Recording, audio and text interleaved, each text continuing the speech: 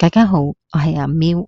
喺聽故事之前，麻煩大家俾個 like、訂閱同分享。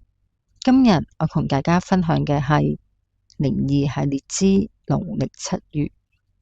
過晒個七月節咯，仲農曆七月？係啊，就係因為過咗個七月，我先至可以收集到發生喺七月節嘅故事同大家分享。大家唔知有冇聽過有一個都市傳聞呢？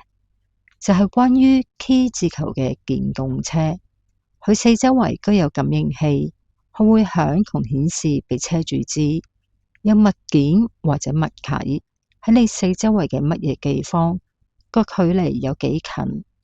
而個傳聞就係話個車主佢明明已經將架車停咗喺停車場，而佢附近係四周圍都冇車，亦都冇人。喺乜嘢都冇嘅情況之下，而個顯示竟然話有物體慢慢咁樣喺佢後面嘅車後方，車主去望嗰個顯示係由後方嘅右邊轉移咗去後方嘅左面，再由後方嘅左面轉移到去前方嘅左面，再由前方嘅左面再慢慢咁樣移咗去前方嘅右面，即係話已經喺駕駛者嘅前面，即係話係車主嘅前面。佢嗰一刻就好驚，佢確保咗四周圍真係乜嘢都冇嘅情形之下，佢就即刻開車走咗，離開個停車場。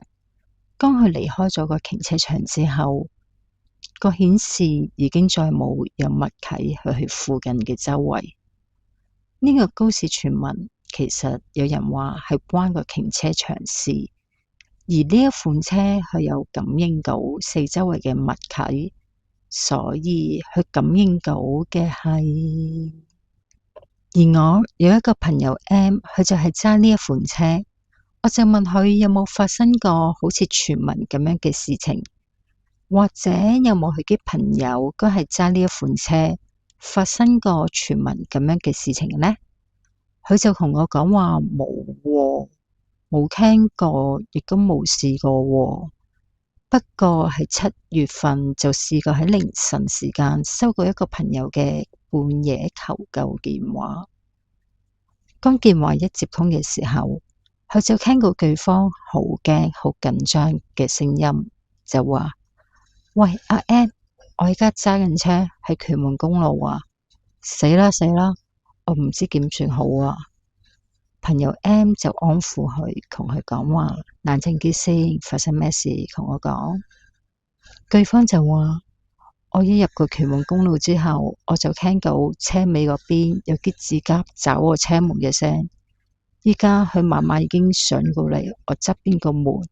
仲要係兩邊嘅門都要指甲喺度找啊，點算好啊？朋友 M 就安撫佢，繼續講，係話得噶啦，嗱，你冷靜啲先 ，keep 住依家駕駛個速度，唔好開得咁快，唔好收線，我陪住你，我哋傾偈啦。其實剛聽到對方咁樣講之後，朋友 M 其實隱約都聽到佢嗰邊有一啲刺耳嘅聲音，佢就慢慢將啲聲音去專心咁樣聽，除咗對方把聲音之外，仲傳嚟係啲乜嘢聲？佢就聽到電話孔中傳嚟一陣陣嘅刺耳指甲爪痕聲。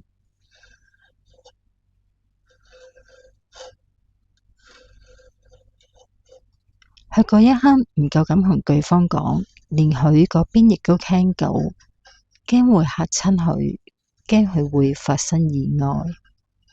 朋友 M 就拉開話題，想越拉開越遠，想講一啲令到對方可以冷靜，可以令到佢分心，唔好喺啲指甲聲裏邊。但係根本聽得出對方個心根本唔喺個電話度。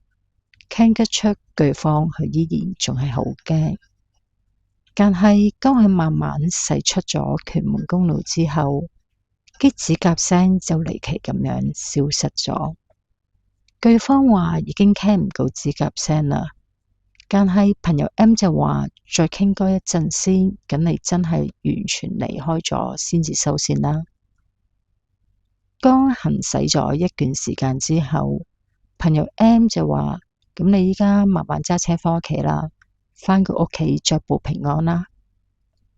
當佢收到對方平安返個屋企嘅信息之後，佢先至去瞓覺。朋友 M 就話之後對方再冇啲乜嘢嘅特別事情發生，咁即係話應該呢件事只係因為出現喺屯門公路，咁啱就俾對方遇上咗。屯門公路一直以嚟都發生過無數嘅交通意外，有無數嘅死傷，所以一直以嚟都傳聞係好猛鬼。但係真實聽到關於屯門公路嘅故事，我係第一次聽到。大家有冇聽過任何關於屯門公路嘅真人真事分享呢？有嘅話可以留言或者 PM 我同我分享。今集就講到呢一度，鍾意聽我故事嘅朋友記得畀個 like、訂閱同分享。拜拜。